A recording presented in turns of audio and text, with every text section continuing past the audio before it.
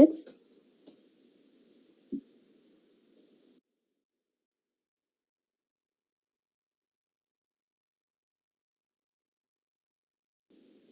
Yes, Tilly. okay. So, good morning and welcome to the first talk session of the talk series conducted by Astron TKMC. Today, we have with us Dr. Hari Nagarajan, sir, currently working as a senior engineer at Blue Origin. He has pursued his btech in mechanical engineering from CET, MS and PhD in mechanical engineering from Wichita State University, MBA from UCLA Engineering from uh, MBA from UCLA Anderson School of Management, having work experience at Ashok Leyland, Foster Miller, Lockheed Space, Martin Space Systems Company, SpaceX, SSL, and at present at Blue Origin. It's indeed an honor to have you here with us today, sir. I welcome you to the session. Okay, we also have our alumni, Anu Chechi, passed out from 2001, a member of REACH TKMC, the Alumni Association. She is the person behind, she's the reason why we got Hari Nagarajan sir today.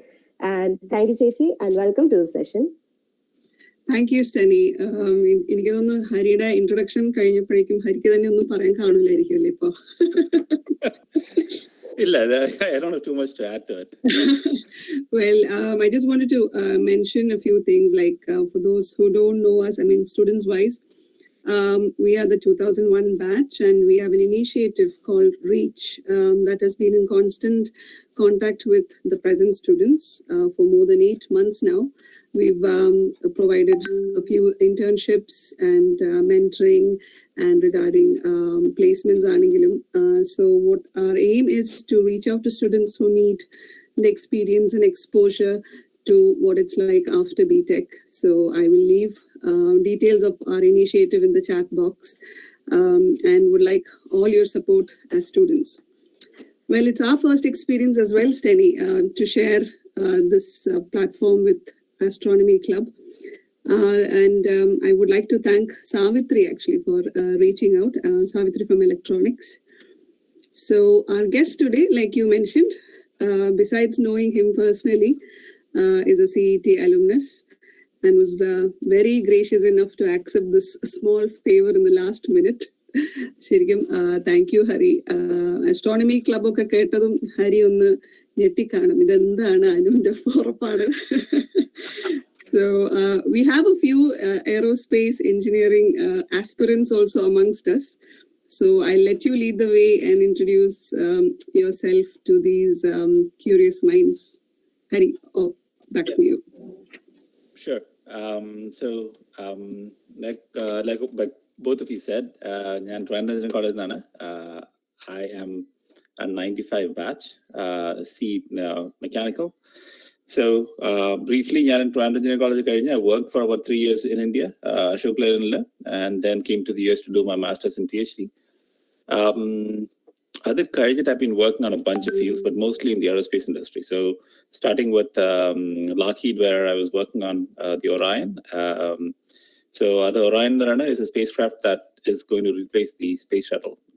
Space Shuttle 2003 retired.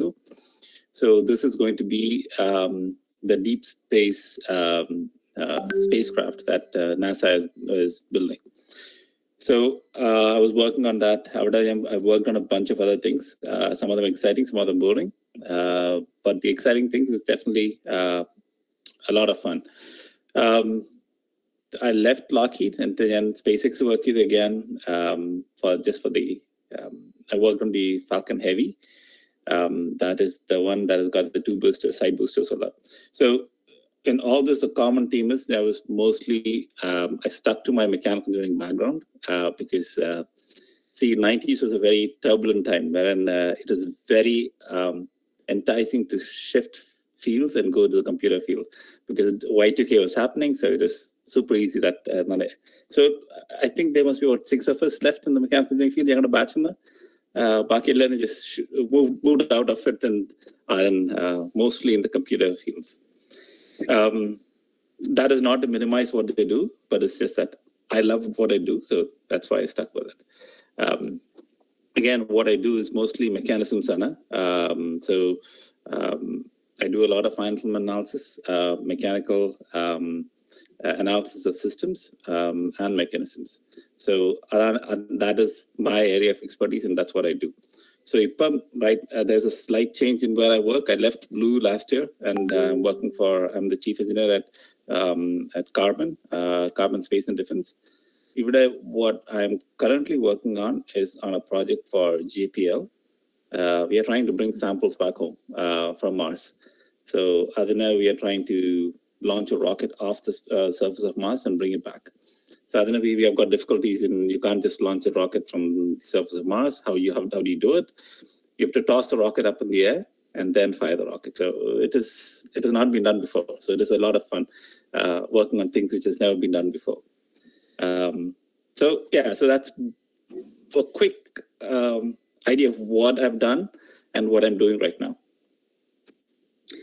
Right. When you said it, it really did sound very interesting, especially regarding the aerospace side of things and stuff. What actually, obviously, when you were doing your btech, you wanted to stick to mechanical engineering, but why aerospace? Oh, it is not. I'm not saying that I'm an aerospace engineer. I'm still a mechanical engineer. So because I don't deal with the aero side of things. I deal with the pure mechanical side of the aerospace thing. So but then the mechanisms, like I said, mechanisms is my bread and butter. That's what I rely on. So if there are mechanical engineering students out here, what I do is simple. Now the theory of machines, design of machinery. That is it. That is all that I do. So I loved those subjects in not a btech chamber. I used to love those subjects. Those were my go-to subjects in btech, and I just stuck with it, and that's what I have done. So why aerospace is mainly because that is where a lot of the cutting-edge technology happens. So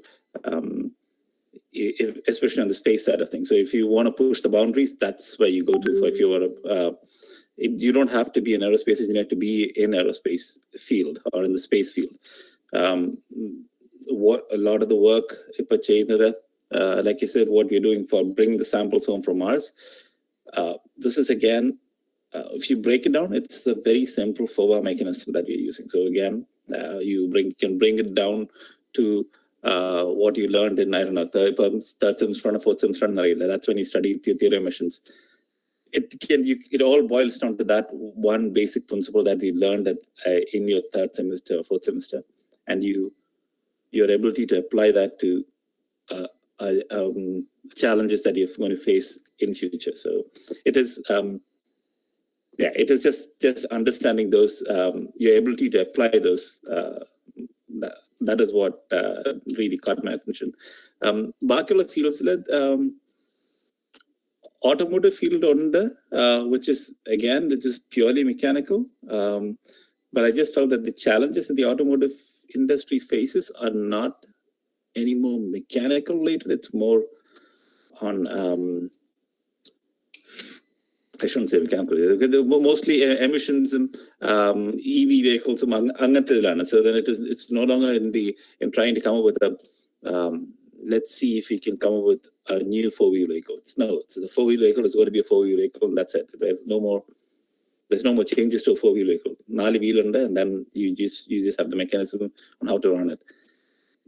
But when you go for trying to go to a place that you have not been before, like Star Trek to be where no one has been before, it is a lot of fun, a lot of challenges. It is hard. It's not easy, but it's fun.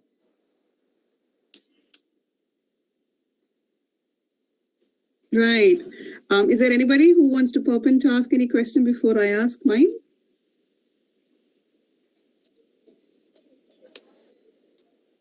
Sir, I would like to ask you. Sure. The journey from CET to SpaceX and Blue Origin has been a long path. So could you please share your journey with us? How did you manage to reach there? So like I said, for me, it has always been opportunities and grabbing them by both hands. So some of the opportunities don't present itself all the time. So when you're faced with opportunities, and if it's an opportunity that you think that you can take on, even if it's a tough one, you grab it. And that's what I've done, because campus CET, and I did not expect to be working for projects at the NASA does and these kind of things. What I wanted to do was be in a field where I enjoy going to work every day, and I enjoy what I do. So Ashok Leyland was a lot of fun. I'm not going to deny that, because right out of school, right out of college, so അത് കഴിഞ്ഞ ഉടനെ Ashok Leyland, and it is ഞങ്ങളുടെ ആ ബാച്ചിൽ നിന്ന് 24 of us got recruited into Ashok Leyland, so it is more of an extension of college, because we were not really, we were working, we had money, and we were just having fun. And then, but it got to a point where I felt that I was having way too much of fun, so I wanted to do my master's. So yeah, so the drive to kind of not sit on your laurels and say, okay, I have achieved what I need to know. It's a constant learning process. So even now, I tend to put my head into things where I should not. So and I try to bite off things that I can't chew, and then it's a struggle. But it's a fun struggle, in the sense that you're always working on things which you have not worked on. So that brings with it its own bunch of heartaches, because a lot of times you are struggling. You can claim to know that you understand everything, but you're never there. So I think maybe that is what got me into Lockheed, and from Lockheed it is looking at when SpaceX approached and asked me whether I wanted to work on the Falcon Heavy. It was a project that had not been done by US in a really long time. So Falcon Heavy is the most powerful rocket right now the US has, and it was going to be fun working on such a project, in the sense that not only was a rocket going to be really powerful, they were also going to fly those boosters back. So it is something that you read in science fiction, but so it is exciting. So like I said, it's the journey is more of grabbing opportunities and taking up challenges, even when you think that, even when you are not sure whether you are up to it, and saying that, yeah, I think I can do it. I might struggle, but I will do it. I do self-belief. Yes, that's what really got me here. Thank you, sir. Anyone else?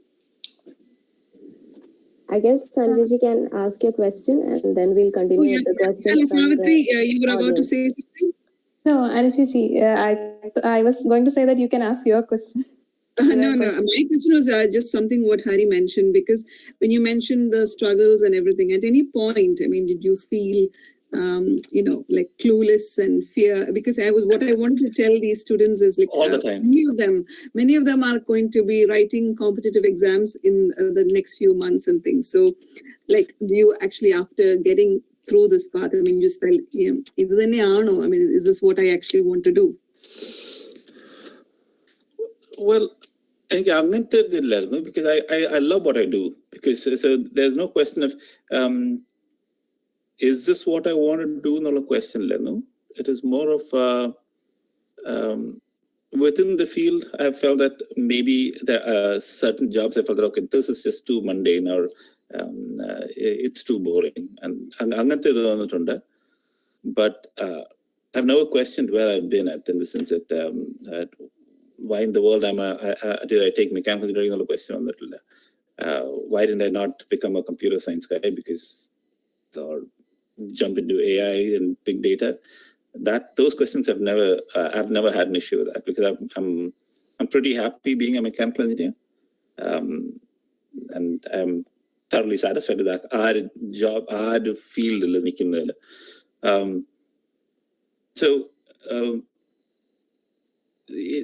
There's a lot of self-doubt, in the sense that on your ability to do certain things, but I think if you love what you're doing, it doesn't matter in the sense that I think it all boils down to that.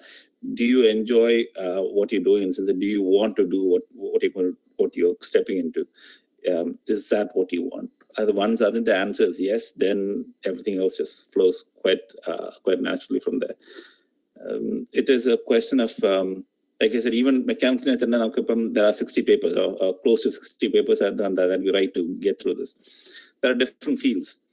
I'm not going to say that I knew what I want to do. That'll be a big lie. What I knew at that time was I knew subjects I did not like. So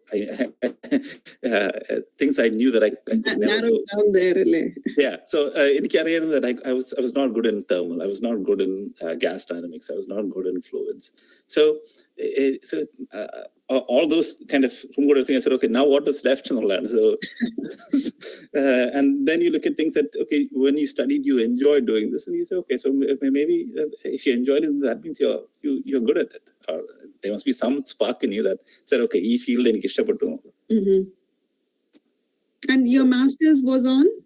Oh, so it was on mechanical systems. So what I did was on multi-body dynamics. So it is basically looking at mechanisms, breaking them down into the fundamentals. Again, like I said, it's just theory emissions in the level. So theory emissions, we do theory emissions, dynamics of machinery, and then if you were to do further, then this is what. If your natural progression is what I would have done, since you go and study mechanical systems, how do you analyze mechanical systems? How you design them, and the different ways by which you can analyze them. So either you can go write your own code and do it, or you use commercial codes. So my master's was in designing a mechanical system to replace a sled. And a sled in the rainbow. I was working for the FAA or working for a project on the FAA. And FAA requires you to test every single object that goes inside an aircraft, be it seats or cabin class divider cell. So everything needs to be tested. So you put a dummy behind it and you shoot it down a sled under high velocities. It's a basic acceleration pulse. So 16 Gs is what the dummy feels, and then what kind of variations do and how safe it is. So my master's thesis was purely saying that, okay, you don't need to build a sled. You can come up with a device that will kind of simulate a sled, but not having to have this full scale setup. So that is my master's. Okay. And you did your PhD as well? Yeah, PhD, I kind of stepped away from it, and then I looked at variabilities. Of course, the statistics. I was looking at aerospace field. What I looked at was he tested.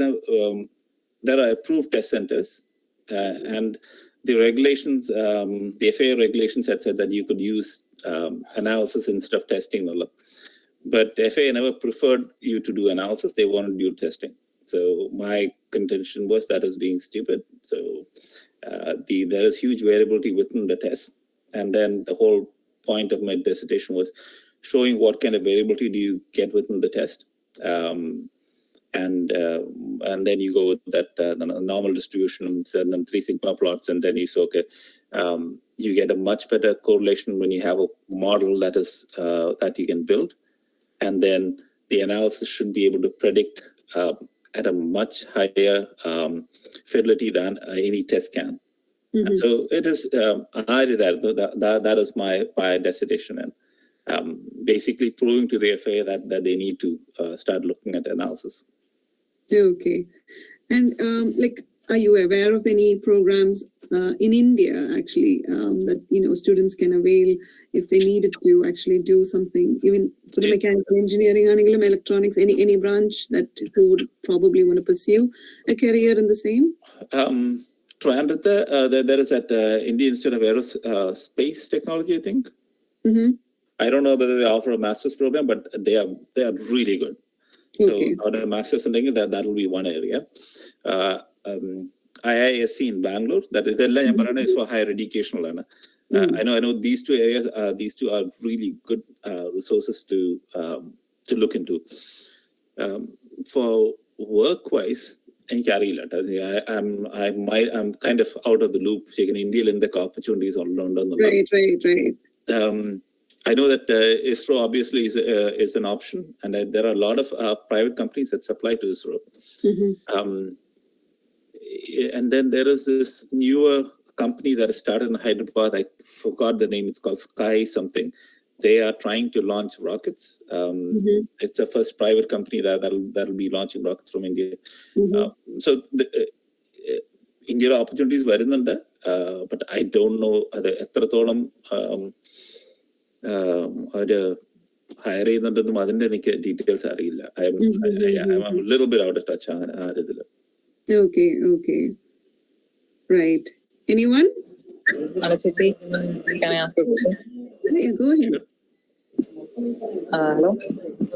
Yeah. Good morning, Hari sir.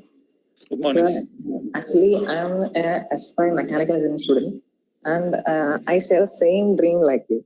I wanted to go for aerospace engineering, but because of some chances, I'm now end up in mechanical engineering. So, sir, from your point of view, from your experience, what would you suggest that we do right now? Because we don't know, we want to get there, but we don't know how to. Would you suggest doing MTech, or would you suggest doing some project course right now in engineering life or anything like that? What would you say? S5 S5. Okay, so you, this is the time that you get to have fun. The S5 and the S6, because S7 and S8 are just you're getting ready to leave. Having said that, I think what you could do is your final year project can be something that you can show off, in the sense that you can say that this is something that's worthwhile, catch the attention of this industry that you want to work in. Like I said, ISRO is a wonderful opportunity for anyone starting out. Hiring policies are they were looking at marks, which I think now there is some kind of an entrance test on them. I could be wrong. Now, aerospace field as such, it again boils down to what you like to do. This is aerospace. Remember, when you think of an aerospace engineer, you think of CFD, fluids, and that's what you really think of aerospace engineers. So if you like in that field, that is what you want to do it in. So it all, like I said, it all boils down to what you enjoy the most in the classes that you've taken. What is it that you enjoy the most? Or the counter to that is, what are the subjects that you hate the most? So either or. So if there are fields that you really like, stick to those fields, because if you have decided that the mechanical engineering is going to be the field in which you want to make a career, that's the field that is the area that you want to concentrate on, the ones that you like the most.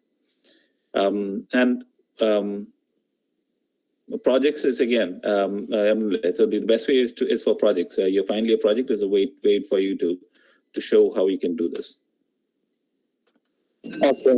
So, ഇപ്പം mechanical engineering പറഞ്ഞാൽ തന്നെ ഒരു vast field അല്ലേ, അപ്പം അതിൽ aerospace ആണ് എനിക്ക് താല്പര്യം.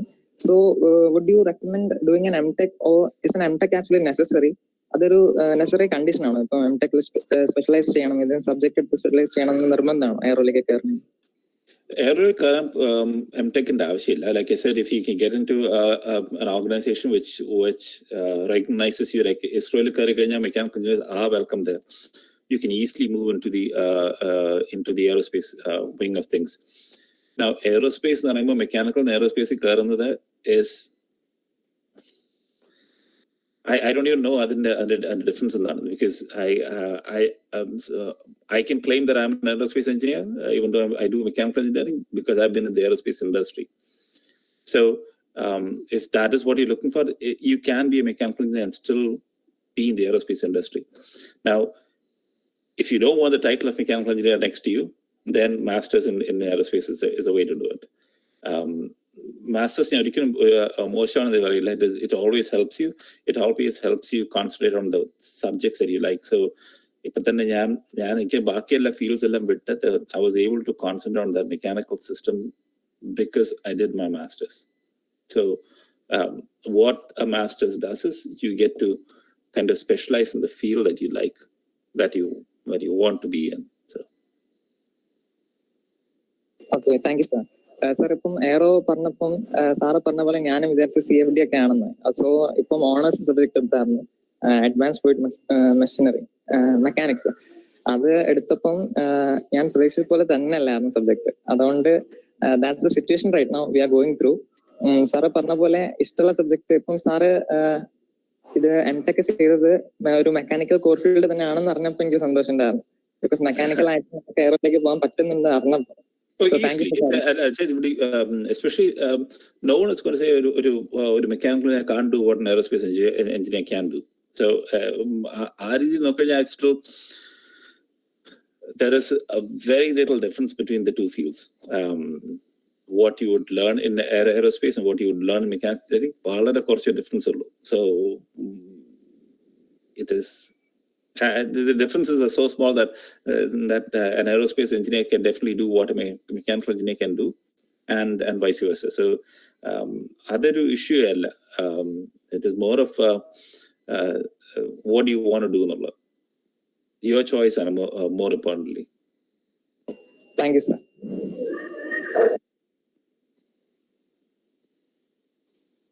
I wanted to ask you, I mean, being in America, I think it would be a different picture, but then how many women actually have opportunities in such fields?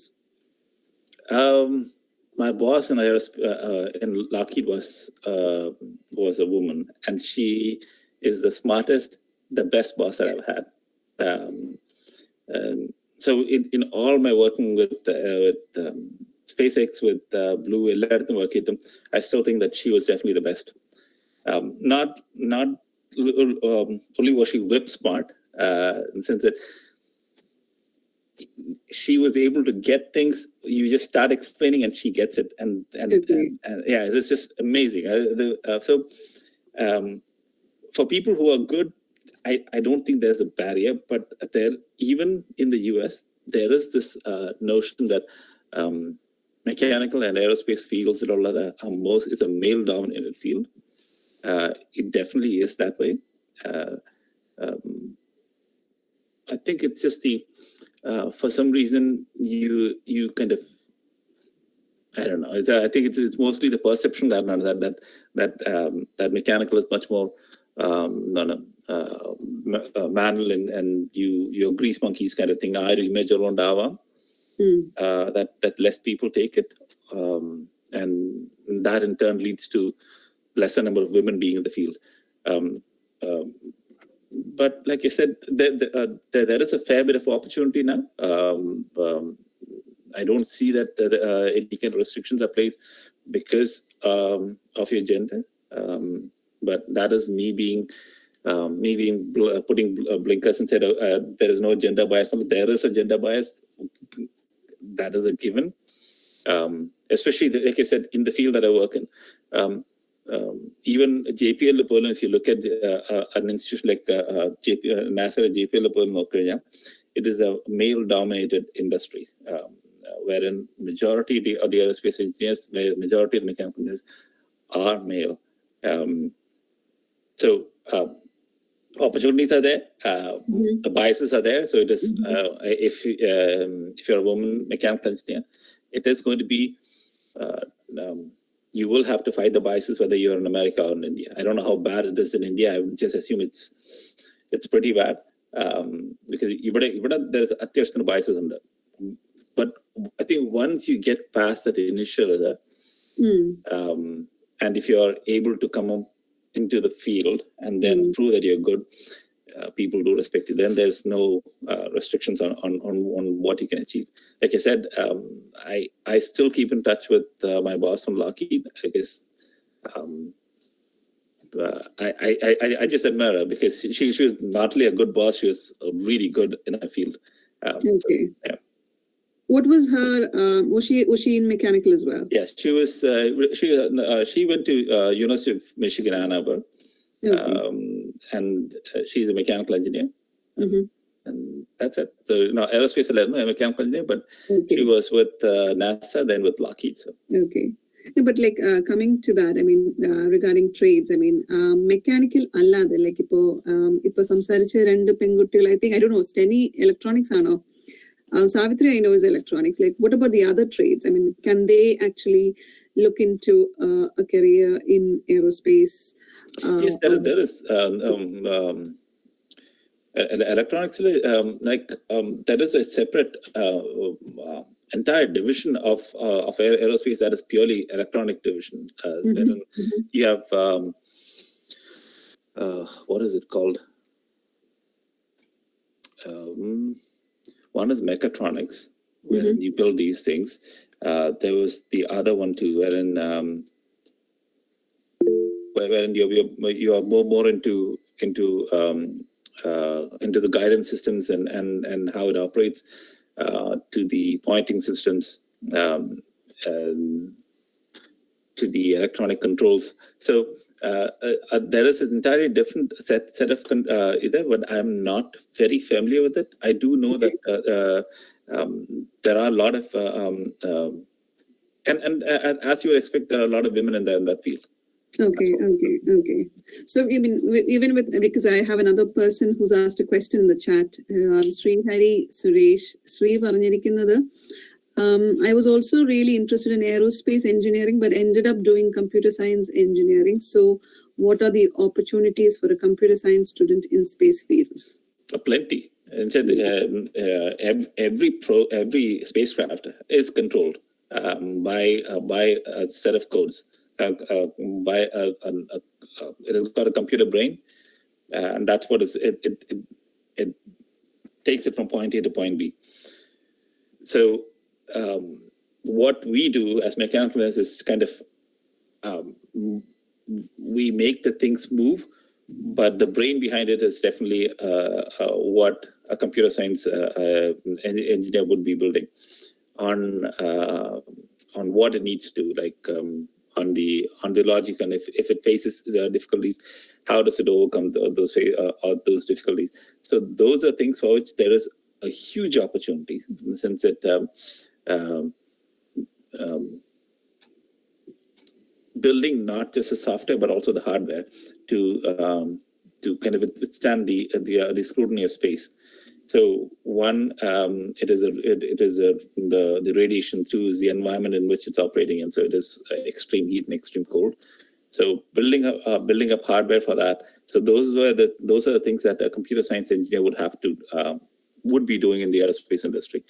I'm talking mostly on the space side of things. Yeah. There is also the aviation side of things. Wherein aviation side, again, if you look at any of the aircrafts, it is becoming more and more computerized, right? So it has gone from everything being hydraulics to fly-by-wire now. So there's a huge shift from mechanical engineering to being more electronic oriented for most of the aircrafts and spacecrafts. But the balance is still, it's a mechanical heavy field. Because of how because you need to build the craft on which you house it. So it is a mechanical heavy field, but with an extremely important role that computer science engineers play. Computer science and electrical engineers play. So. Okay. Right. Srihari, would you want to ask your question? Ooh, data science. Machine learning data science.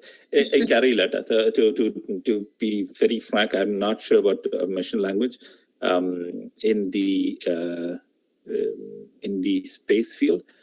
It is used in the defense field. In the defense, there is a lot of AI and machine language being used. Because right now where I'm working, I do get exposed to the defense side of things. So there is a lot of AI being used, and that is where I've seen a lot of data scientists being involved in it. Anyone else? Sir, can I ask one question? Sure. I have heard that most of the American companies are now accepting only their citizens. So will it affect the dreams of our aspiring future generation to work in NASA, SpaceX? It's a two-part question. One, citizen avunilla, you need a green card. And again, that is a tricky thing, right? So once you come over here and do your master's, you will not, or I shouldn't say will not, you're going to find it extremely difficult to get into most of the aerospace industry because it is something called ITAR in London. International regulations on arms and international something on arms and regulations. So other than regulation, it only allows a US personnel to work in those fields. So that is where the difficulty comes.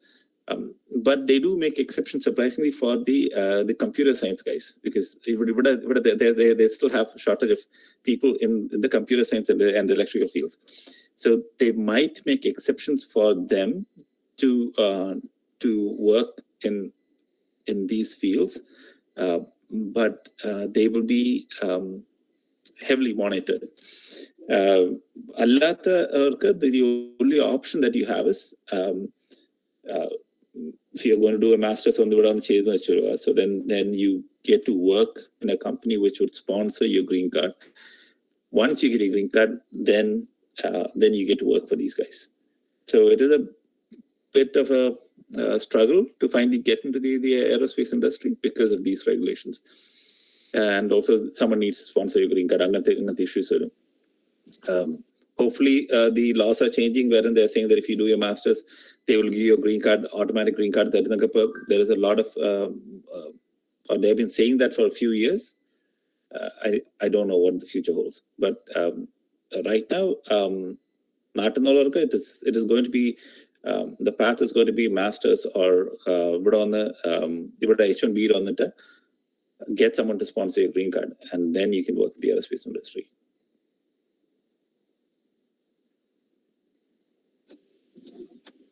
Anyone else? Chichi, I think we have few questions in the chat box. Yeah. Niketa has asked, I'm currently doing my bachelor's in geoinformatics engineering. My passion is astronomy. So what should I choose to study in master's, and is there any opportunities for geoinformatic engineers to get into ISRO, Blue Origin and SpaceX and other space exploration services? ISRO, I think I don't have any question that anyone from India can get in. I think in fact, it says your alumni who's the chair, right? Yeah, absolutely. Yeah, so, because I did have a talk with him a while back. Okay. Yeah, so there was a talk that I had to give at ISRO, and I did talk to him. So he's an extremely a very pleasant person to talk to. So ISRO is definitely a possibility. Like I said, SpaceX and Blue Origin, even though they are private companies, they are bound by US regulations, wherein they will not allow, they won't sponsor your visa. So if they don't sponsor your visa, that is basically saying you cannot work for them. And even Bakiyola companies were in the sense that a lot of the other companies, their workaround was they would do offshore, but these guys cannot do it because the regulations are extremely strict, that even if the work gets offshore, the people who work on it has to be US personnel. So thank you, sir. Sure. I think we have another person who's asked, I think it's Vaikashi. Sir, I'm currently doing repeat for JEE entrance. I like to do aerospace engineering as btech, but I got many comments such as do btech with core branches, and taking aero as btech will end up being jobless, I think. Can you please tell, should I really change branch or continue to take aerospace engineering as my branch? So like I said, if aerospace is what you like to do, then you stick by it. Because I don't think there's no question. What a mechanical engineer can do, an aerospace engineer can do, and vice versa. So it's not like an aerospace engineer, you can no longer work in a field wherein they are looking for a mechanical engineer. So almost in every job application you would see, it'll be mechanical or aerospace engineers, because they expect an aerospace engineer to know as much as a mechanical engineer and vice versa. And അതിന്റെ ഇത് തന്നെ job description തന്നെ, if you just scan the job description, you'll see പറഞ്ഞിരിക്കുന്ന traits are something that both these branches will learn. Given that there are specializations in aerospace engineering geared towards that, like CFT and more attention to vibration and composites, while mechanical engineering will be less of. You will learn these, but the superficial. It's just like saying there is a difference between aerospace engineers, mechanical engineers, and industrial engineers, but those differences are minor. So I don't think any company that is willing to accept a mechanical engineer will reject an aerospace engineer. So if that is our criteria kanditilla, saying that okay, you are an aerospace engineer, we are now going to hire you because you are an aerospace engineer, issue varunadey illa. Vaikashi, what is your present trade endana ipo padikkunnathu? Hello, ma'am. Hello, Vaikashi, parayu. ഏത് trade ആണ് ഇപ്പോ? ഞാനിപ്പോ എൻട്രൻസിനോട് repeat ചെയ്യുന്നു. അല്ല, ഇപ്പൊ എന്താ പഠിക്കണേ? TKM എന്താ പഠിക്കണേ? Ma'am, I think TKMC student അല്ല തോന്നുന്നു, ഇപ്പൊ JEE-ക്ക് വേണ്ടി പ്രിപ്പയർ ചെയ്യാം. Okay. Do we have students outside TKM as well? I didn't know that. Okay. Yeah, so like I keep saying, it all depends on ishtolla edu nokkuva. If you think that you like aerospace engineering, adana ishtam thoni kanya, but find out what the difference is. Why is it that you like aerospace engineering? Is it just the name that comes with the aerospace, or whether is there a particular field in aerospace that you find attractive and that's why you want to do it? So other clarity, it becomes easy. But whatever be the reason, job should not be a criteria between choosing whether you want to do aerospace or mechanical, because I don't think that will be an issue. Now, the question becomes aerospace or computer science. Then again, right now people, there's a lot more computer science jobs, I think, out there. I don't know. Yeah. So that is entirely a different ballgame. So Exactly. Yeah. So that is something that you would have decided that you want to stay in this huge umbrella of being aerospace, mechanical, industrial, or do you want to go somewhere else? Right. Hari, I wanted to ask you this, the candid, Sure. Thank you, Vaikashi. The candid moment when, I don't know, was it in NASA or the first rocket you saw, or what was it? I mean, how did it feel like when you were actually in that kind of an atmosphere? So the first time I felt it, and I worked for Foster Miller than out of work here. So coming from CET, you always have this, when you come over here, you see people from University of Michigan and MIT and Caltech, so you think, okay, you cannot be as good as them. But in Trivandrum, I mean, Kerala, you are very good. Kerala, you're very sure of yourself, and so that you say, okay, you have to be good. Self-confidence on that. But the moment you step outside and you come to the US and masters, so you think, coming from CT, do you have the knowledge? So what I felt is when I was doing my PhD was, and first we have to take math courses, compulsory math courses, and those are you have to higher level math courses. So I had to do PDEs, partial differential equations in there. I had to take a course. So for the first time sitting in a class and the professor is writing on the board, I understand nothing what he's saying. There are symbols that he's drawing on the board I've never seen in my life. And these are supposed to be bachelor's courses.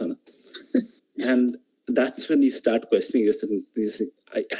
Do you even know what all this means? And that is shocking. You think that you have learned math for 4 semesters, but you don't know it. You don't know anything. And then there is also the question of ഇവിടെ math പഠിപ്പിക്കുമ്പം at least ഞാനൊക്കെ math പഠിച്ചപ്പം it is patterns which I'm solving. Okay, differential equations. Okay, this is type 1, type 2, type 3. This is how you solve a differential equation. This is how you solve this kind of, and that's it. That's how you do differential equations and the solutions already, or PDEs. Even the thing is, they make every single differential equation into what it means physically. How does it look when you plot it? What are the asymptotes? How many local solutions can you have? And so those were the moments that I really questioned myself, saying, can I do it? No question. But like I said, the time that I felt that I could kind of was, and Foster Miller work here, it was mostly, they hire mostly people from MIT. So it is all MIT masters or I don't know. And working with them, you quickly realize that, yeah, you are pretty good. That CET was not bad. What CET gave you was your confidence that that it's not that you don't know. At least you might struggle, but you have the ability to go back and look at things and other മനസ്സിലാക്കാനുള്ള കഴിവുണ്ട്. And so it is a nice kind of boost saying, yeah, coming from CET, doing all this. Your fundas might not be strong, but you can always build it up because you know where to look for them, and you are able to understand when you look at them. So okay, which was the first space? Lockheed. Anything? Oh, was it in Lockheed? What was it? Which was it? So it was on Orion. So the thing is with Orion, the first test was the one that is most exciting because we were doing the EFT one, that is the engineering flight test one. So that is the first time that something that I built or worked on flew into space. It was not a particularly exciting test, but it was a very proud test. But what really had me kind of sitting at the edge of my seat and watching the launch carefully was Falcon Heavy being launched, SpaceX and that. Okay. Because it is also because the amount of responsibility I was involved in, because the boosters coming off was entirely my responsibility. The design was mine. How it's going to fall off is mine.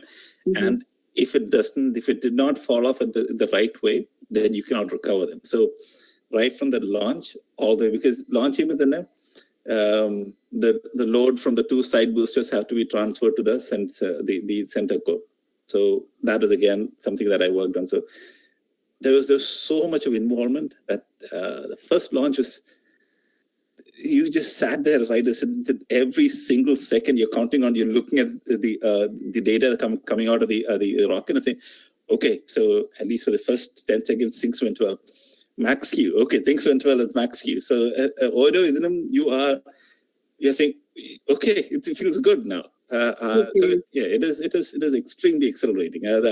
Finally to see it fly and come back and land was extremely exciting in the sense that it is definitely a wonderful moment. That adrenaline rush. Yes, definitely yes, because something that you worked on and you built, or basically you were instrumental in it. Yeah, to see that work, it is just it is out of the world. Okay. Yeah. That's lovely, actually. I mean, I'm sure many of the students here probably would love to live that moment as well. Hoping many will. Anybody I'm sure they can. It's there's no question of it's just how many of them want to. Exactly. Where are you? Sir, now I would like to welcome our faculty advisor of Astron TKMC, Ravi Roy sir. So welcome to the session. And I think with the questions from the audience.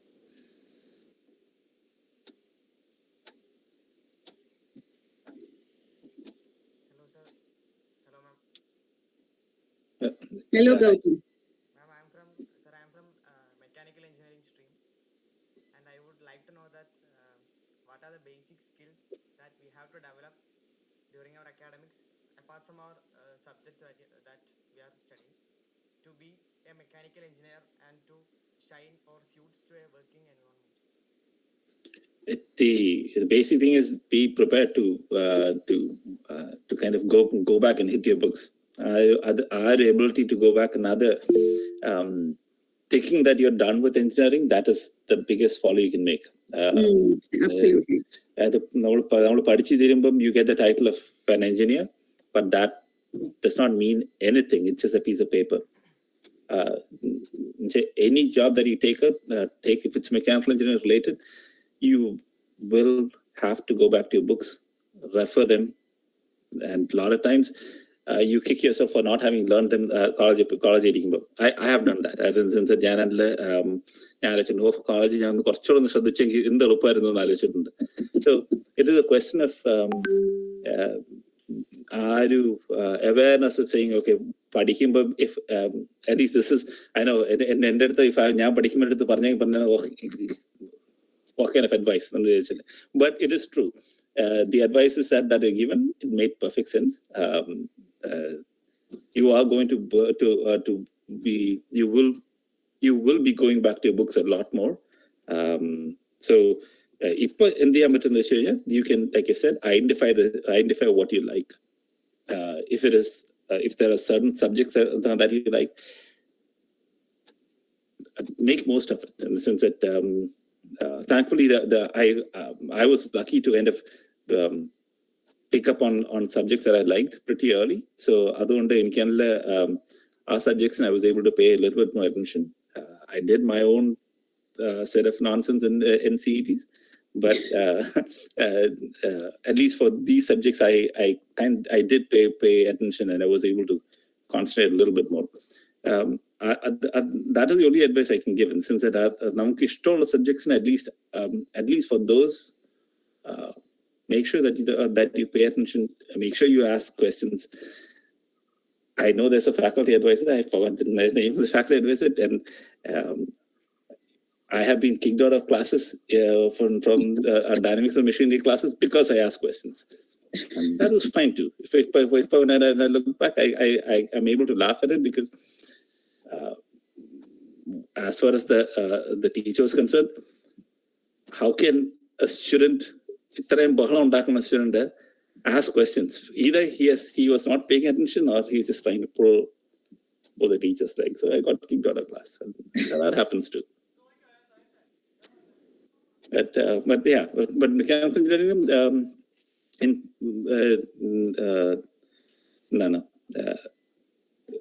your final year projects does matter, because that's where you're going to apply what you learned.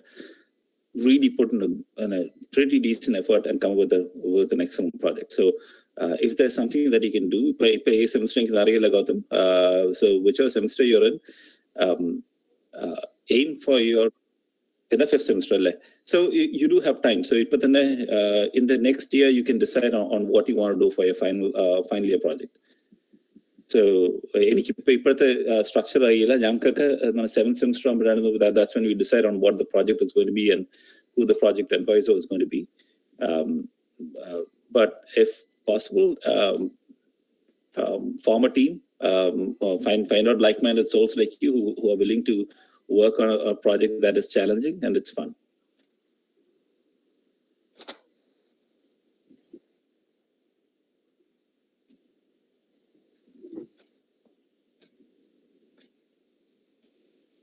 Anyone else? Oh, we've got a chat. In the chat. Oh yeah, go on. Good one.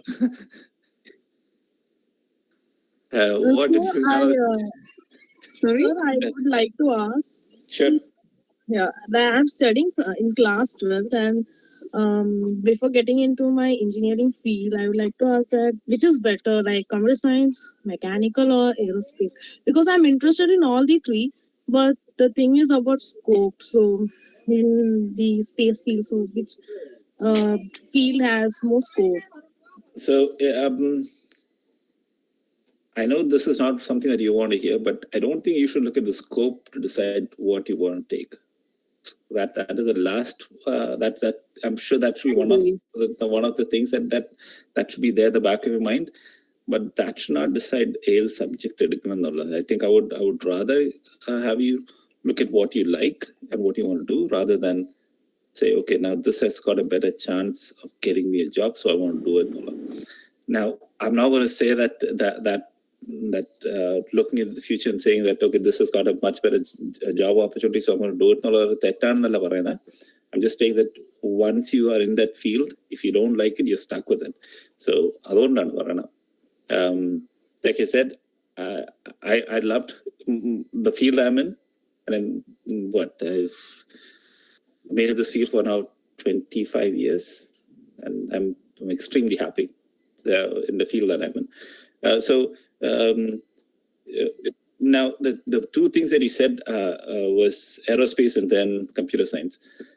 Both are completely under set of fields, and computer science, like I was telling earlier, I think right now there are more jobs in the computer science field than there are in mechanical engineering and aerospace combined. But that again is just how things are right now. Yeah, so I really want to kind of put my head in there and say, okay, this is what you should take. But I just can tell you that if once you're in a field that you like, you would enjoy what you're doing rather than going through the motions of saying, okay, I have a job and I have to be at the job. Absolutely. And I think when you like something that you do, automatically you'll find scope for that to do as well. Yeah, so like the funny question for today is, what? None of the subjects. Thank you. What did you like? None of the subjects in college, and the subjects you like are not in college. That is a very... It's a very valid question. So the question is, what are the subjects that you like outside college? So then you use this as a plank, as a way of getting, okay, you have your at a bachelor's certificate, the subject that you liked outside college. Let's find out what opportunities are there, and see if you can pursue that. And so you already have this in your back pocket. So if the subject that you think that you like in college, if it doesn't pan out, yeah, sure, you can always go back to what you studied in college. Well, that is the best thing you can tell you, because yeah, sure, yeah, I'm not going to say that every single person is going to love what they learn in college, because I know a lot of people who did not, and they pursued what they want to do, and after finishing the engineering, they have got nothing to do with the engineering field, and they are pretty successful. So whatever you like matters in the sense that it is.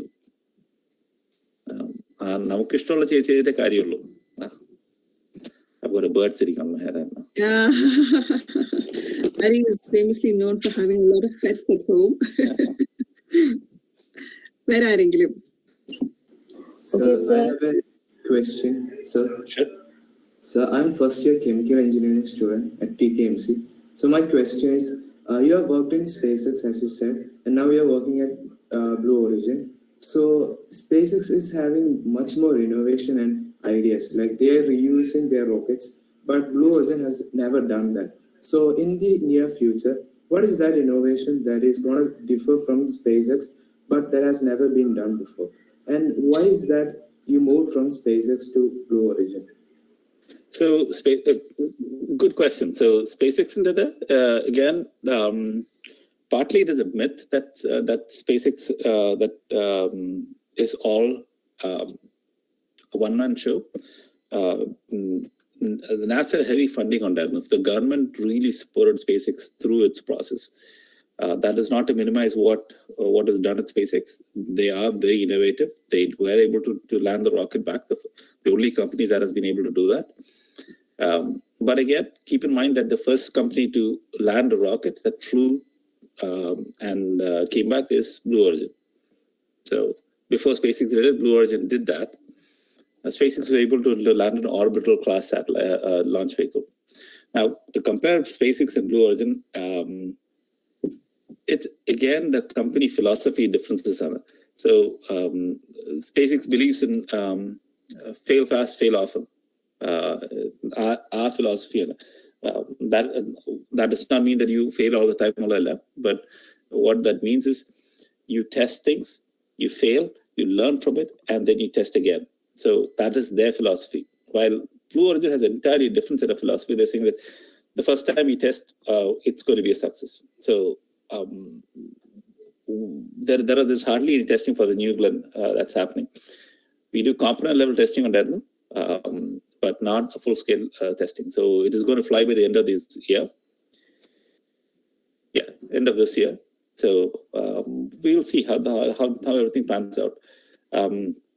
Each company has its own niche market, if you want to call it that. SpaceX is more on the low LEO, low Earth orbital launches and are concentrating. While Blue, they are aiming for the heavy lift. So the new Glen, which is the rocket that Blue is building, it will be, let's see, it will be definitely be the most powerful rocket that is there. And what Lockheed and ULA have teamed up with Blue, so that just shows the confidence that the industry leaders have with what Blue is doing, saying that okay, we would be the ones to go and explore the moon. So it's all a question of how things are playing out. Now, why did I move from SpaceX? It's purely because of the other workload. I was getting burnt out at SpaceX. I was spending 60 to 70 hours a week easily. So basically, it is normally it's a 8-hour week and 8 hours a day normally or other. And at SpaceX, I was spending about 12 to 14 hours a day. And this is on a continuous basis without the break. So I just didn't think that is sustainable. As much as I loved working there, it did not make sense to be in a place where I did not have a life. So yeah, so there you go. So that's another thing which you would quickly learn, that you need to you begin to respect the work-life balance as you kind of progress in your career. Thank you, sir.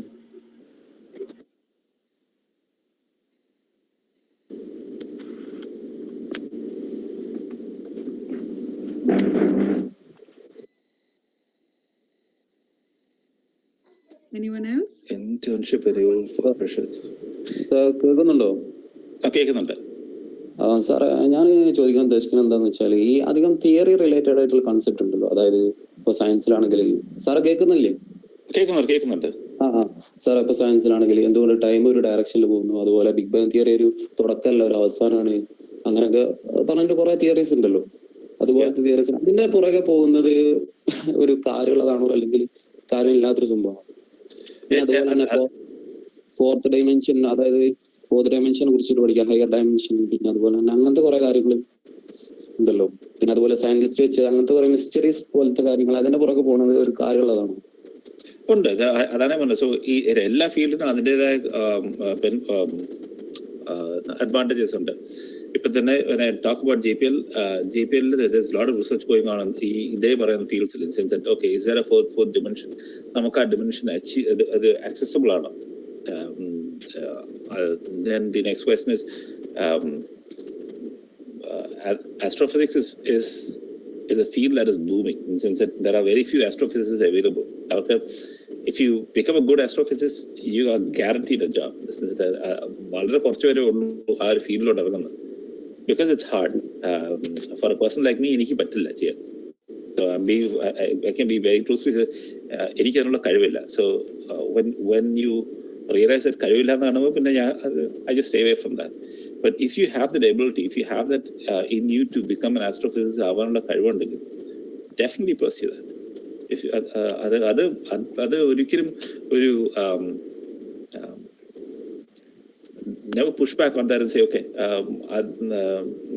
അത് വലിയ ജോലിക്കുള്ള ഇത് opportunity ഇല്ല എന്നോ അങ്ങനത്തെ ആക്കല്ല.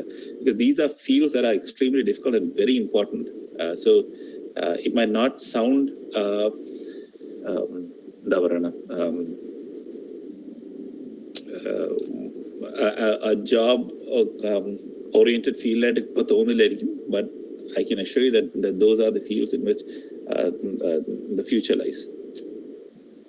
Sir അപ്പോൾ ഇതിലേക്ക് എത്താൻ ഇപ്പം ഏതൊക്കെ വഴി കൂടി, അതായത് ഏതെങ്കിലും ഒരു ജോബ് എടുക്കണോ അല്ലെങ്കിൽ ജസ്റ്റ് നമ്മൾ ആസ്ട്രോഫിസിക്സ് മാത്രം ഫോക്കസ് ചെയ്ത് പോയാൽ മതി? അതിന്റെ ആസ്ട്രോഫിസിക്സ് ആണ് ഇഷ്ടമെങ്കിൽ അത് ഫോക്കസ് ചെയ്യുക. Because like you said, engineering can be the basis for എല്ലാത്തിനും. So you could have an engineering degree and then decide, okay, എനിക്ക് engineering degree ഉണ്ട്, so എനിക്കിപ്പോൾ ഒരു general understanding ഉണ്ട് of engineering. എഞ്ചിനീയറിംഗിന്റെ ഗുണം അതായിരുന്നില്ല. നമുക്കാണെങ്കിൽ ഇപ്പം you get expose to different fields. എല്ലാ ഫീൽഡിലും കുറച്ചൊരു എക്സ്പോഷർ കിട്ടാണ്. So you can use that and then say okay, now that I know my engineering, എനിക്ക് എഞ്ചിനീയറിംഗ് പഠിച്ചു കഴിഞ്ഞ് തീർന്നു, ഇനി ഞാൻ ചെയ്യാൻ പോണ എനിക്ക് ആസ്ട്രോഫിസിക്സിൽ കോൺസെൻട്രേറ്റ് ചെയ്യണം. സോ ഈ ആസ്ട്രോഫിസിക്സ് തന്നെ there are different fields. There could be experimental astrophysics ഉണ്ട്, then there is a theoretical astrophysics ഉണ്ട്. So experimental astrophysics in what they do is they look at the theories that are out there and then അത് prove ചെയ്യാനും disprove ചെയ്യാനായിട്ടുള്ള എക്സ്പീരിയൻസിബിലിറ്റി. So that is one way. Being a mechanical engineer makes perfect sense, right? Building up experience and testing out theories, there you go. So that is one field. Now theoretical astrophysics, you have to be an entirely different field like in our own. You are going to look at lot more math, higher level math and physics. Sir അത് നമ്മൾ BTech പഠിച്ചപ്പോ B S പഠിച്ച എൻ്റെ ഒരു front ഉണ്ട്, BSc ആണ്. അവള് ഇതുപോലെ ഭയങ്കര എന്താണ് മിസ്റ്ററായിട്ടുള്ള കാര്യങ്ങൾ, ഭയങ്കര ഡീപ്പായിട്ട് ലേണിംഗ് ഒക്കെ നടത്തുന്നുണ്ട് ഇപ്പോൾ തന്നെ. അപ്പോ അവർക്കുള്ള ഒരു ഇതെന്താണെന്ന് അറിയോ, ഇതിലേക്ക് എത്താൻ കൂടുതൽ അറിയാനും കൂടുതൽ മേഖല അല്ലെങ്കിൽ സാധാരണ അറിയാവുന്ന ഏറ്റവും കൂടുതൽ നല്ലൊരു ഇൻസ്റ്റിറ്റ്യൂഷൻ അങ്ങനെ ഏതാ റെഫർ ചെയ്യാനോ അങ്ങനെ എന്തെങ്കിലും കഴിയും? എനിക്ക് മനസ്സിലായി, എനിക്ക് ഈ ഫീൽഡിൽ വലിയ ഇതില്ല. ആൻഡ് പ്ലസ് എനിക്ക് ഇന്ത്യയിലുള്ള എനിക്ക് നെക്സ്റ്റ് നോ കോൺടാക്ട്സ് ഇങ്ങനത്തെ ഇതിൽ എനിക്ക് വളരെ കുറച്ച് ചെയ്തേ ഉള്ളൂ. പിന്നെ ഇവിടെ US it is always the easiest ways either on ഫെലോഷിപ്പോ അല്ലെങ്കിൽ മാസ്റ്റേഴ്സ് പഠിക്കാൻ വരുന്നതാണ് ഏറ്റവും എളുപ്പമുള്ള ഇങ്ങനത്തെ ഫീൽഡ്സിലേക്ക് കാണാൻ വേണ്ടി. സോ മാസ്റ്റേഴ്സ് പഠിക്കാൻ വരുമ്പോൾ the advantages you get to work in എന്താണ് ഇപ്പൊ തന്നെ ഇപ്പോൾ കാൽടെക് എടുക്കുക. അപ്പോൾ if you masters in Caltech ചെയ്യുമ്പോൾ you get to work at JPL. JPL projects work ചെയ്യാൻ പറ്റും, അവിടുത്തെ ആൾക്കാരോട് ഇന്ററാക്ട് ചെയ്യാൻ പറ്റും. And they are possibly the one of the best in the world. So അങ്ങനത്തെ ആ ഒരു ഫീൽഡിൽ ഏതൊക്കെ ഇൻഡസ്ട്രി ഏതൊക്കെ യൂണിവേഴ്സിറ്റീസ് ഉണ്ടെന്ന് നോക്കുക, റിസർച്ച് ചെയ്യുന്നത്. ആൻഡ് അവിടെ വന്ന് പഠിക്കുന്ന would be the most ideal way to do it. അപ്പൊ ബിടെക് പഠിച്ചവരാകും, അതായത് ഇപ്പൊ ഞാനിപ്പോ കമ്പ്യൂട്ടർ സയൻസ് ആണ് ഇവിടെ പഠിക്കുന്നത്, അപ്പൊ അത് കഴിഞ്ഞിട്ട് എനിക്കും വന്ന് അങ്ങനെ ചെയ്തു, അതായത് അവിടെ ഇവിടുത്തെ ഏക അഡ്വാൻറ്റേജ് ഫ്രം ദി ഇന്ത്യൻ നമ്മുടെ നാട്ടിലത്തെ എഡ്യൂക്കേഷൻ സിസ്റ്റംസ്, എനിക്ക് BA മലയാളം പഠിച്ചിട്ട് ഇവിടെ വന്ന് എഞ്ചിനീയറിംഗ് പഠിക്കാം. And there is no restriction for me. Except that എനിക്കിപ്പം കുറച്ചുകൂടെ പഠിക്കേണ്ടി വരും, അത്രേ ഉള്ളൂ. ഓക്കെ ബാച്ചലേഴ്സ് ഉണ്ട്, പക്ഷെ ഈ മാസ്റ്റേഴ്സ് ഇൻ എഞ്ചിനീയറിംഗ് ചെയ്യണമെങ്കിൽ യു നീഡ് ഇത്രയും ഇത് കൂടെ അറിഞ്ഞിരിക്കണം. So they number of courses എടുക്കുന്ന കൂടുന്നേ ഉള്ളൂ, but it doesn't stop. So ഇപ്പം ഫോർ യു ഇപ്പം കമ്പ്യൂട്ടർ സയൻസ് ചെയ്ത് കഴിഞ്ഞിട്ട് ഇവിടെ വന്ന് ആസ്ട്രോഫിസിക്സും പഠിക്കണമെങ്കിൽ അത് ചെയ്യാൻ പറ്റും. പക്ഷെ അപ്പം അതിന്റെ കൂടെ they might say okay engineering ഡിഗ്രിയാണ്, physics background la, so you might have to take a little bit more physics in a background la, astrophysics in a background la korchu courses irukundiri. That's it. So പിന്നെ അതുപോലെ തന്നെ കുറെ doubts ഉണ്ടായിരുന്നു, അപ്പൊ അതൊക്കെ ചോദിക്കാൻ പറ്റും. ആസ്ട്രോഫിസിക്സ് റിലേറ്റഡ് ആയിട്ട് ഇതുപോലെ തിയറീസ് ഒക്കെ അതൊക്കെ ചോദിക്കാൻ പറ്റുമോ? ഇവിടെ വന്നു കഴിഞ്ഞാൽ you can ask questions are extremely encouraged. So നമുക്കാണെങ്കിൽ ഇപ്പം in fact, I'm sure that not and then if you send these people a question, the chances of them responding is extremely high. So a question ഉണ്ടെങ്കിൽ ആരാണ് ഏറ്റവും ഫീൽഡിൽ ഈ question answer ചെയ്യാൻ പറ്റുന്ന ഫീൽഡിൽ ആരാണെന്ന് നോക്കുക, അവർക്ക് send them email. I can almost guarantee that അവർ റെസ്പോണ്ട് ചെയ്യുന്നുണ്ട്. Because the people who are really good in their field, they are more than happy to help. And since that they are happy to help when someone asks for help.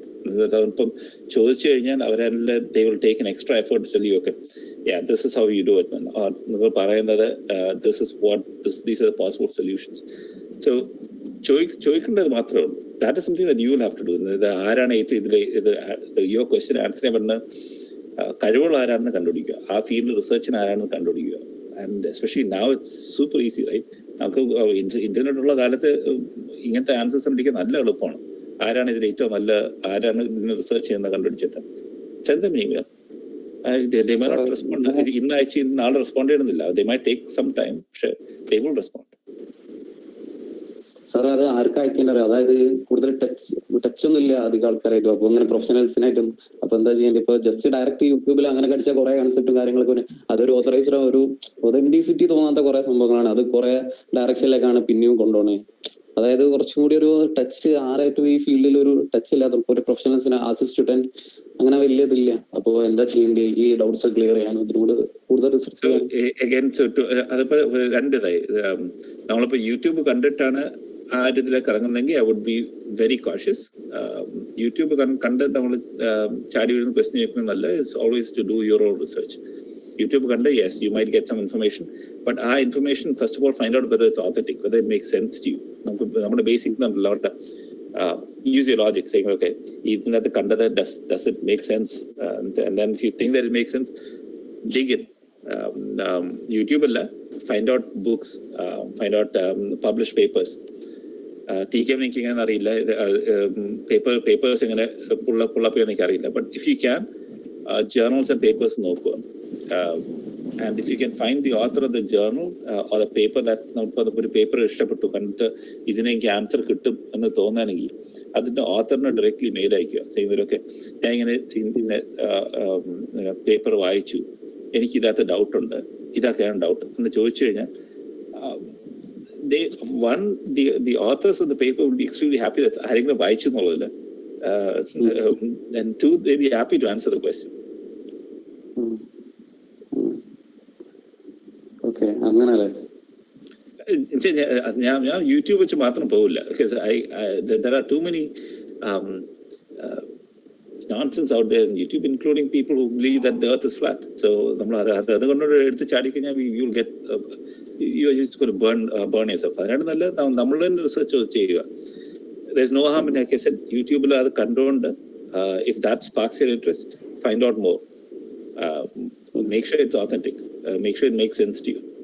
And then ആരാണെന്ന് കണ്ടുപിടിക്കുക ഇതിനെപ്പറ്റി to help you out. കൂടുതൽ books refer ചെയ്യുന്നതായിരിക്കും നല്ലത് ഇതിന്. ബുക്സിനെ കാട്ടി I would still say journals and papers, because അതിന്റെ ഗുണം, ജേർണലിലെ പേപ്പറിന്റെ ഗുണം എന്ന് വെച്ച് കഴിഞ്ഞാൽ it is the latest ആണ്, the people who are in the field right now.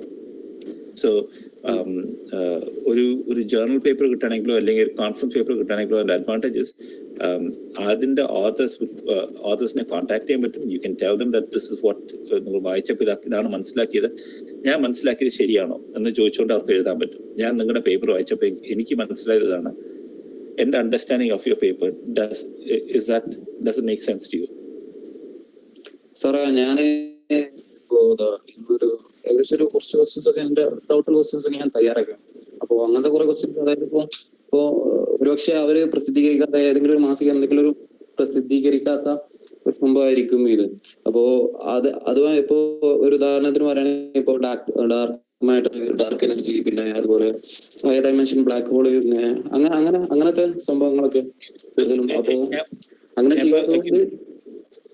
ഞാൻ ഒരു കാര്യം പറയാം. ഇപ്പം the ideas that you have might be very unique. ആരും ആലോചിക്കാത്ത ഐഡിയാസ് ആവും. I can totally see that. പക്ഷേ റിലേറ്റഡ് ഫീൽഡ്സ് അറ്റ്ലീസ്റ്റ് ആരെങ്കിലും എന്തെങ്കിലും close to what you have thought ചെയ്തിട്ടുണ്ടായിരിക്കും. So ask them for help. It doesn't have to be പറഞ്ഞ exact idea ആവണമെന്നില്ല. But ഇപ്പൊ തന്നെ ഡാർക്ക് മാറ്ററിനെ പറ്റി there's more than enough research being done. So അപ്പൊ ഈ ചെയ്ത ആരെന്ന് കണ്ടുപിടിച്ചിട്ട് approach them. That is the easiest way to do it. അവരുടെ പേപ്പേഴ്സ് പബ്ലിഷ് ചെയ്തിട്ട് അവരുടെ ചോദിച്ചു നോക്കുക. They will give you more information. And then once you have that relationship going with them, then you can say, okay, this is my എൻ്റെ idea ഇതാണ്, this is how I think that it should be. Does that make sense? അപ്പൊ അവരുടെ ചോദിക്കാൻ പറ്റും, ഞാൻ ആലോചിക്കുന്നതും നിങ്ങൾ ആലോചിച്ചതും, why did you even think of this?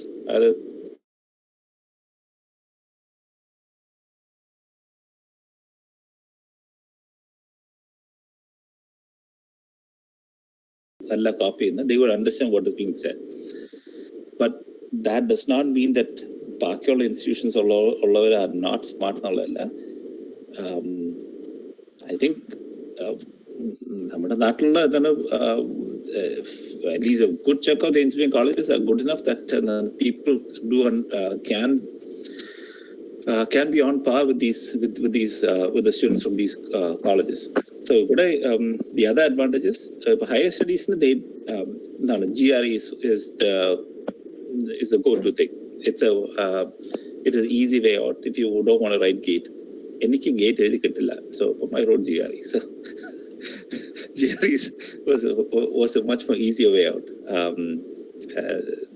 and GRE is a good leveler too. So since ആർക്കും എഴുതാലോ GRE, and അതിന് പഠിക്കുന്നത്, it doesn't matter whether you're from IIT or from TKM. You have the same test that you will take, standardized test ആണ്, and depending on how you perform, you get into a college. So if you get a really high GRE score, you can get into a really good school. But then it's entirely different. Then again, you start from the same baseline. So someone from IIT, someone from TKM, CET, all of them are going to go through the same set of courses, and they're going to come out. And like you said, it's just a question of opportunity, how you grab opportunities. Like I said, I will never say that IIT are not smart or avarku nammada buddhi illanno, we are smarter ennulla parayana. They are definitely good, but I don't think anyone from the other colleges are any.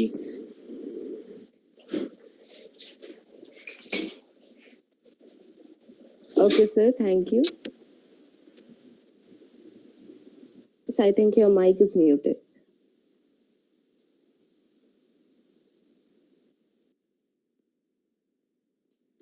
Hari, your mic is muted.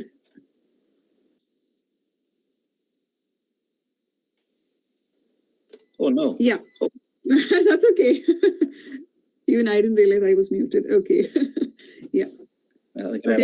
Do we have any other questions from the audience?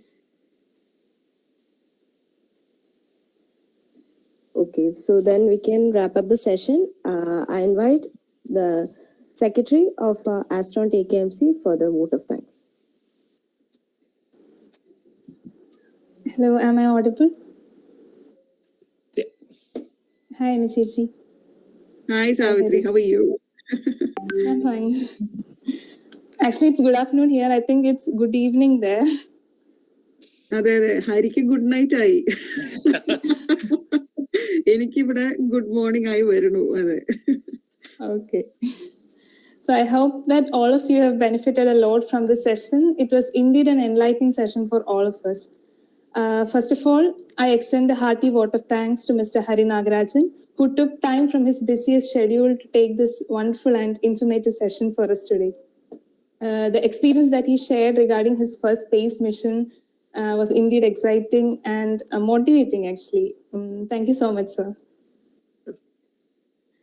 Next, I would like to extend my thanks to Anichechi, our beloved alumni of 2001 batch, for the help and support throughout for organizing this event. Without her, this wouldn't have been possible. Thank you so much, Chechi. No problem. But Hari, I mean, definitely, Savitri Parnole, it was an inspiring talk. I think you held a good crowd of 90 odd students for a while. That's like a huge, ശരിക്കും പറഞ്ഞാൽ അതൊരു വലിയൊരു score ആയിട്ടാണ് ഞാൻ കാണുന്നത്. No, it was. I mean, I think you've patiently answered everybody's questions and all their queries, and I'm sure they'll all return back knowing that many have been ഒരു എന്താണ് focus ചെയ്യേണ്ടതെന്നൊക്കെ ഒരു ഐഡിയ കിട്ടിക്കാണും പല കുട്ടികൾക്കും. Hopefully. Yeah. Thank you, Savitri. Thank you, Chechi. Next, I would like to thank Dr. Rabi Roy, sir, a faculty advisor of Astron TKMC and professor of Mechanical Engineering Department TKMC, for his support and guidance. Thank you, sir. Thank you. Thank you, sir. Next, I would like to thank all the participants who joined with us today to make this session successful. Thank you to all of you. Now, last but not the least, I would like to thank all the Exico members of Astron TKMC for their hard work and dedication. Once again, on behalf of Astron, I thank each and every one of you. Thank you. Right, thanks. Thank you, sir. Yeah, it was a lot of fun doing this. So, ഞാൻ നന്നായിട്ട് enjoy ചെയ്തിരുന്നു. Thank you, Hari. Yeah, sure. Okay, bye. Okay, bye.